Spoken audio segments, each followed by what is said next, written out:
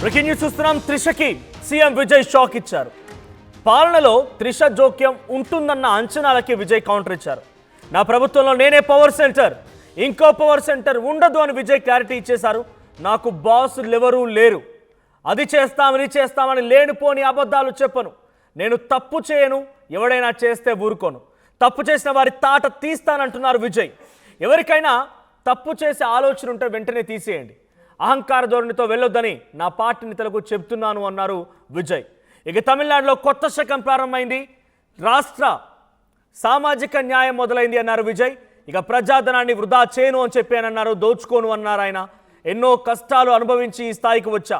నా ప్రయాణంలో ఎన్నో అవమానాలు ఎదుర్కొన్నా, ఎన్ని అవమానాలు ఎదురైనా మీరు నా వెంటే ఉన్నారని చెప్పి విజయ్ అన్నారు. ఆకలి బాధలేంటో నాకు తెలుసు, మీ ఇంట్లో నేను ఒకటిగా ఉంటా, మీకు అన్నగా తమ్ముడిగా, విద్యార్థుల భవిష్యత్తు విజయ్ మామ అండగా ఉంటాడు అని చెప్పి ఆయన చెప్పుకొచ్చారు. మైనార్టీ ప్రజలకు అండగా ఉంటానన్నారు ఆయన. నాకు మద్దతు ఇచ్చినటువంటి అన్ని పార్టీలకు ధన్యవాదాలు అన్నారు. ఇక ఖర్గే, రాహుల్ గాంధీ సహా కాంగ్రెస్ నేతలకి ధన్యవాదాలు చెప్పారు విజయ్. వీసీకే నేత తిరుమావలవన్కి, సిపిఐ సిపిఎం పార్టీలకి నా ప్రత్యేక ధన్యవాదాలు అన్నారు విజయ్. ఇక సీఎం విజయ్ మొదటి స్పీచ్లో అదుర్స్ అనిపించుకున్నారు. పంచులు, ప్రాసలు, వార్నింగ్స్తో మా స్పీచ్నిచ్చారు విజయ్. త్రిషకి అవకాశం కల్పిస్తారు అందరూ ఎక్స్పెక్ట్ చేశారు, కానీ త్రిషకి ఎటువంటి అవకాశం కల్పించలేదు విజయ్. కేవలం ఒక సర్వసాధారణటువంటి సామాన్య వ్యక్తిగానే అటు త్రిష ఉండబోతున్నారు. త్రిషకి ఎటువంటి ప్రాధాన్యత లేదు, ప్రభుత్వంలో చోటే లేదు. నేనే పవర్ సెంటర్ అంటున్నారు. సో ఇక్కడ ఫీమేల్ వాయిస్, ఒక ఉమెన్స్ వాయిస్ త్రిష రూపంలో రాబోతోంది. గతంలో జయలలిత మాదిరిగానే తను కూడా చుట్టూ ఆ రౌండ్ ఉండేటువంటి జుట్టు వేసుకొని తల్లో ఆ పూలు పెట్టుకొని వచ్చారు. చాలా సంస్కృతిబద్ధంగా పక్కా ఫక్తు రాజకీయాల్లోకి ఎంట్రీ ఇచ్చినట్టుగానే త్రిష తన రూపురేఖలు ఆ మీటింగ్లో కనిపించాయి. తను వచ్చిన తీరు కనిపించింది. కానీ తన ఆశలన్నీ కూడా అడియాశలు అయిపోయి ఏమాత్రం కూడా అవకాశం లేదన్నట్టు తెలుస్తుంది. ఒకసారి నేనే పవర్ సెంటర్ అంటూ విజయ్ మాట్లాడిన స్పీచ్ చూద్దాం.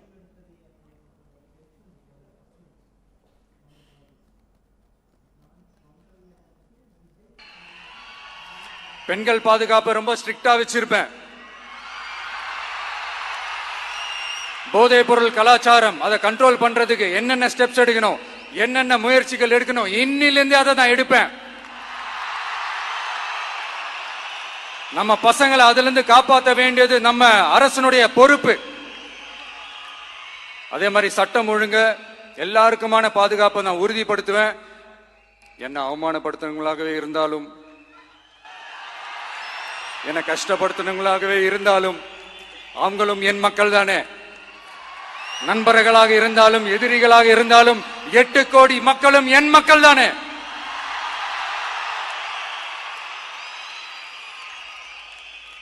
அது மாதிரி இந்த அடிப்படை விஷயங்கள், கல்வி, ரேஷன், மருத்துவம், குடிநீர், சாலை வசதி, பஸ் வசதி, இந்த மாதிரி விஷயங்கள்ல தான் என்னுடைய முதல் கவனம் செலுத்தணும்னு எனக்கு தோணுது. நான் முன்னாடியே சொன்ன மாதிரி மக்கள் பணத்துல இருந்து ஒரு பைசா கூட நான் தொட மாட்டேன். எனக்கு அது அவசியமும் இல்லை. அது உங்களுக்கு நல்லாவே தெரியும். இந்த விஜய் தப்பு பண்ண மாட்டான், தப்பு பண்ணவும் விட மாட்டான். அது யாராக இருந்தாலும் சரி, என்னோட கவர்மெண்ட்ல என் கூடவே இருக்கிறவங்களாகவும் சரி, விட மாட்டான். சப்போஸ் யாருக்காவது அப்படி ஒரு எண்ணம் மனசுல இருந்துச்சுன்னா, நம்ம ஜெயிச்சிட்டோம், ஒரு ஆட்டம் ஆடி பார்க்கலாம் அப்படின்ற எண்ணம் யாருக்காவது இருந்துச்சுன்னா இப்பவே இந்த நிமிஷமே அதை எரேஸ் பண்ணிருங்க.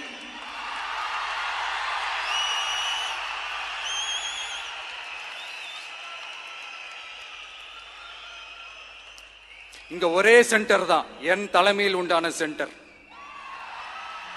இந்த பக்கம் ஒரு சென்டர், இந்த பக்கம் ஒரு பவர் சென்டர், அங்க ஒரு பவர் சென்டர். அதெல்லாம் రైట్, ఇదే అని చెప్తున్నమాట. నేనే పవర్ సెంటర్. మీకెవరికైనా దోచుకోవాలని ఆలోచన ఇప్పుడే విరమించుకోండి. ఎవరికి ఎటువంటి అవకాశం ఉండదు. నేను దోచుకోని, ఎటువంటి అవినీతికి పాల్పడను. నేను రాత్రికి రాత్రి అన్ని చేయడానికి నేను దేవదూతని కాదు. నేను డెఫినెట్గా సమయం తీసుకుంటాను, అందరికీ సమన్యాయం చేస్తాను, సామాజిక న్యాయం చేస్తానని చెప్పి విజయ్ ప్రసంగం ఇచ్చారు. నేనే పవర్ సెంటర్ అంటున్నారు, ఎవరికి అవకాశం లేదంటున్నారు. అంటే ఇక్కడ ఎవరికి కొత్త వాళ్ళకి అవకాశం లేదని రకంగా తను ఇండైరెక్ట్గా స్పీచ్ ఇచ్చారు. సో త్రిషకి ఎటువంటి అవకాశం ఉండదు ప్రభుత్వంలో తేల్చేశారు ఆయన. సో మరిన్ని అప్డేట్స్ ప్రతినిధి కృష్ణమోహన్ ఇస్తారు. కృష్ణమోహన్, సో త్రిషకి ప్రభుత్వంలో ఏదో ఒక వాయిస్ ఇస్తారు, ఉమెన్ పవర్ని అని ఎంకరేజ్ చేస్తారు, తన పార్టీ కూడా ఒక ఉమెన్ ఫేస్ కావాలి కాబట్టి త్రిషకి అవకాశం కల్పిస్తారంతా భావించారు. ఈరోజు తను సభకు వచ్చిన తీరుతెన్నులు చూస్తే కూడా గతంలో జయలలిత మాదిరిగా ఆవిడ అక్కడికి చేరుకున్నారు, కట్టు బొట్టు అంతా కూడా. సో అక్కడికి వచ్చిన తర్వాత మేబీ చాలామంది ఎక్స్పెక్ట్ చేశారు తను కూడా ఒక అద్భుతమైనటువంటి స్థితిలో ఉంటారు ప్రభుత్వంలో అని చెప్పి.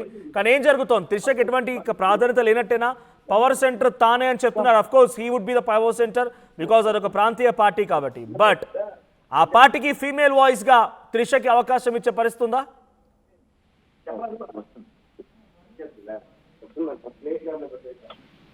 Hello but Krishnamohan continue. Yeah Manoj, ఖచ్చితంగా ఈ వ్యవహారంలో విజయ్ మాట్లాడిన ఛాన్సెస్ కావచ్చు, విజయ్ మాట్లాడిన మాటలు కావచ్చు, చాలా ప్రాక్టికల్ గా మాట్లాడారనేది మనం అర్థం చేసుకోవాలి. దీంట్లో ఎవరికి ఎటువంటి సంబంధం లేదు.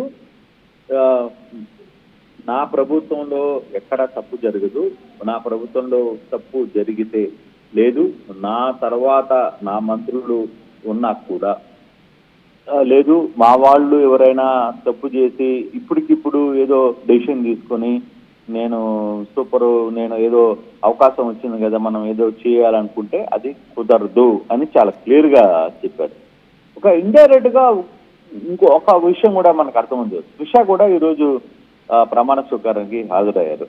మొత్తం ఆమె మీద ఒక సెంట్రల్ ప్రోగ్రామ్ మొత్తం కూడా, అంటే మీడియా మొత్తం కూడా ఆమె మీద ఫోకస్ చేసింది. కానీ ఎక్కడ కూడా విజయ్ ఆ విషయంలో మాత్రం ఛాన్స్ ఇవ్వాల. త్రిషకి పాలనలో జోక్యం ఉంటుందని చాలా మందిని అంచనా చేశారు. చాలా మంది త్రిష ఎంటర్ అవుతుంది గవర్నమెంట్ లో లేకపోతే ఇంకోటి అనుకునే విషయంలో కూడా ఒకటే చెప్పారు. ఆయన నా ప్రభుత్వంలో నేనే పవర్ సెంటర్, దీంట్లో వేరే ఆలోచన లేదు, ఇంకో పవర్ సెంటర్ ఉండదు, నాకు ఎవరు బాసులు లేరు, నేనే బాస్ని, తప్పు జరిగినా ఉప్పు జరిగినా నేనే, ఇది చేస్తాం అది చేస్తామని లేనిపోని అబద్ధాలు నేనైతే చెప్పను, నేను తప్పు చేయను, ఎవడైనా చేస్తే కూడా ఒప్పుకోను, తప్పు చేసిన వారిని ఎటువంటి పరిస్థితులు అయినా సరే తాట తీస్తా అనేది చాలా క్లియర్ గా చెప్పారు. ఎవరైనా తప్పు చేసే ఆలోచన ఉంటే, అంటే పవర్ లో వచ్చాం కాబట్టి నమ్మ పవర్ లో వండుతాం నమ్మ ఏదైనా కరకల అనేది అతను క్లియర్ గా చెప్పాడు. ఆ విషయంలో మాత్రం నేను సమస్య లేదు, ఒప్పుకునే ఆహారంలో లేదు అనేది చాలా క్లియర్ గా చెప్తున్నాడు. ఇంకొకటి, అహంకార ధోరణితో ఎవడైనా నా పార్టీ నేతలు ఎవడైనా వ్యవహరిస్తే మాత్రం ఒప్పుకునే పరిస్థితి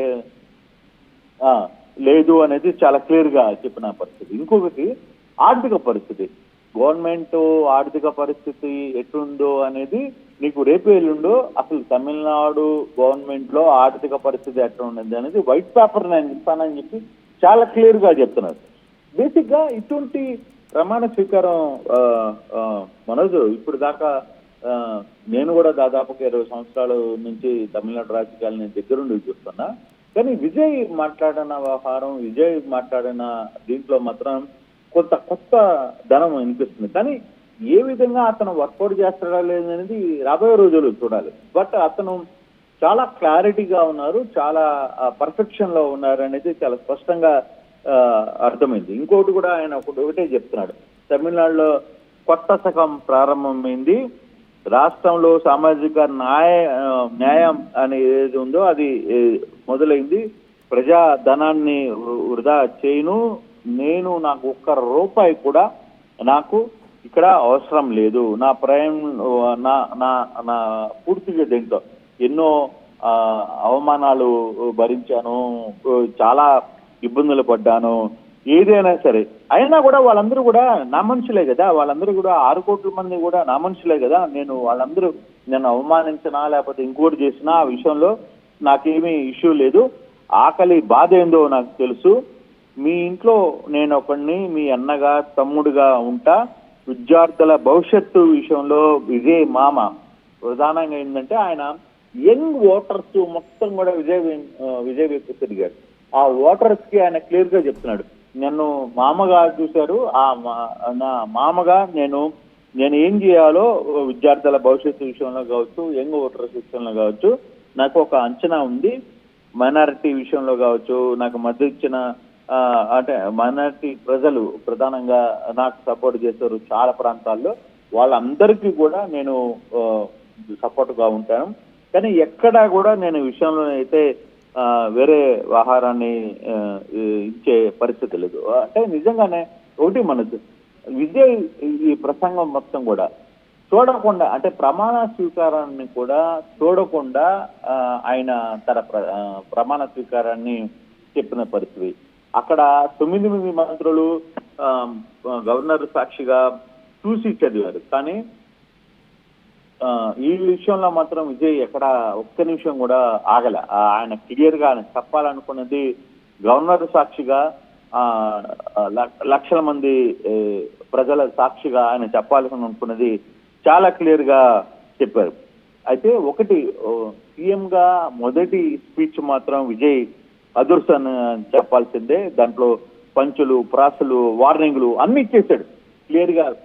తన తోటి వ్యవస్థల్లో కూడా ఏమైనా తప్పు జరిగితే ఒప్పుకునే పరిస్థితే లేదు. ఒక పక్కన రాహుల్ గాంధీ పక్కన కూర్చున్నా కూడా పవర్ పాయింట్లు ఉంటాయి, ఇంకోటి ఉంటాయి, పవర్ ఇది చేస్తాడు, ఇంకొకటి చేస్తాడు, సమస్య లేదు, అన్నిటికీ నేనే బాధ్యత అని చెప్పి చాలా క్లియర్మైన ఇది చెప్పారు. రాష్ట్ర ఆర్థిక పరిస్థితి మీద కూడా ఆయన ఒక వైట్ పేపర్ ని వెంటనే విడుదల చేస్తాను, మీరందరూ కాన్ఫిడెంట్ గా ఉండండి, అంతా మంచిగా జరుగుతుంది, విజయం మనదే, మళ్ళీ మళ్ళీ కలుస్తూనే ఉంటాను అని చెప్పిన డైలాగులు. అంటే బేసిక్ గా ఇప్పుడు దాకా తెలంగాణ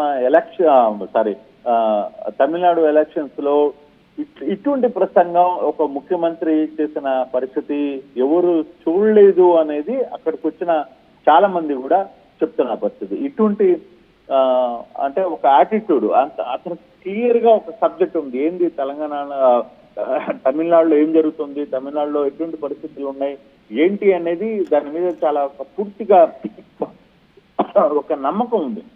ఆ నమ్మకం మీద ఆయన క్లియర్ గా చెప్పే పరిస్థితి. అందుకే విజయ్ ప్రసంగం మొత్తం కూడా ప్రజలు కావచ్చు, అక్కడ ఉన్న హాజరైన స్టేడియం మొత్తం కూడా ఫుల్ ప్యాక్. అసలుకి మామూలుగా స్టేడియంలోనే ప్యాక్ అయితే బయట కిలోమీటర్లు మేర విజయ్ కోసం చాలా మంది వెయిట్ చేసిన పరిస్థితి ఉంది.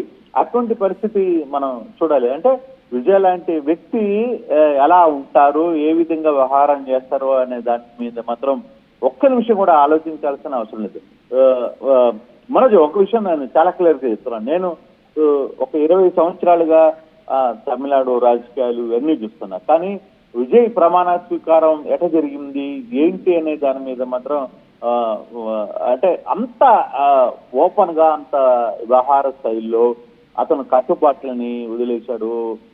మామూలుగా విజయ్ ఏదైనా సరే తమిళనాడులో ఒక పండుగ జరిగినా, ఒక ప్రమాణ స్వీకారం జరిగినా అందరూ పైన షర్ట్ వేసుకుంటారు, కింద పంచ కొట్టుకొని వస్తారు. కానీ అతను ఒక ట్రెండ్ ని క్రియేట్ చేశారు. అందుకే సోషల్ మీడియా మొత్తం కూడా ఈరోజు కోట్ల మంది, అంటే తమిళనాడు ఒకటే కాదు, పక్కన ఉన్న కర్ణాటక, ఆంధ్రప్రదేశ్, తర్వాత తెలంగాణ, వీళ్ళందరూ ఎందుకు అంత ఓపెన్ గా చూశారంటే అతను వ్యవహరిస్తారు. వెంటనే ప్రమాణ స్వీకారం చేసిన ఒక 5 నిమిషాల్లో నేరుగా సెక్రటరీకి వెళ్ళిపోయారు. సెక్రటరీకి వెళ్ళిపోయి ఆదివారం రోజు సెక్రటరీకి వెళ్ళిపోయి అక్కడ బాధ్యతలు తీసుకునే ప్రయత్నం చేశారు. సో ఇది కొంచెం తమిళనాడు రాజకీయాల్లో ఇతను ఎంతవరకు సక్సెస్ అవుతారో లేదో నేను చూడాలి. బట్ కానీ అతను చేసిన ప్రయత్నం మాత్రం తమిళనాడు ప్రజలకి ఒక కొత్త ఊపిరిని ఇచ్చింది అనేది మనం చెప్పాలి. మనది right. Thank you Krishnamohan. But definitely అటు విజయ్ యాజ్ కృష్ణమోహన్ సెడ్ ఒక చరిత్ర సృష్టించాడని చెప్పాలి. అటు విన్నింగే కానీ, ఆయన సీఎంగా అవడానికి పడ్డ కష్టాలే కానీ, ఆ తర్వాత ఈరోజు సీఎంగా కూడా తన స్పీచే కానీ, తను వేసుకున్నటువంటి ఆ వేషధారణ, బేసిక్గా తమిళనాడు అంటేనే పంచకట్టు అండ్ వాళ్ళ వేషధారణ అలా ఉంటుంది. కానీ ఆయన సూట్ వేసుకుని వచ్చారు, అంబేద్కర్ ఫార్ములాని ఆయన ఫాలో అవుతున్నారట్టుగా సోషల్ మీడియాలో జరుగుతున్న చర్చ. ఏదేమైనా విజయ్ ఒక హిస్టారికల్ సీఎంగా తమిళనాట కుర్చీలో ఇలా కూర్చున్నారు. సో విజయ్ డెఫినెట్గా ఆయన సీఎంగా సక్సెస్ అవుతారనేటువంటి భావన మాత్రం ప్రస్తుతం కలుగుతోంది. సోషల్ మీడియా వ్యాప్తంగా పబ్లిక్ అందరూ ఆయన విషెస్ చేస్తున్నారు. సో మీరేమనుకుంటున్నారు? విజయ్ ఒక మార్క్ క్రియేట్ చేస్తాడా? యాజ్ లైక్ ఆయన సీఎంగా గెలవడం, ఆ కుర్చీలో కూర్చోవడం కోసం పడ్డ కష్టాలని, ఆ హిస్టరీని మొత్తాన్ని ఆయన ఎప్పటికీ శాశ్వతంగా గుర్తుంచుకొని అదే స్థాయిలో పబ్లిక్ సర్వ్ చేస్తారని మీరు అనుకుంటున్నారా? Whether Vijay will be successful in his seat as a CM? So మీరేమనుకుంటున్నారు కామెంట్ చేయండి.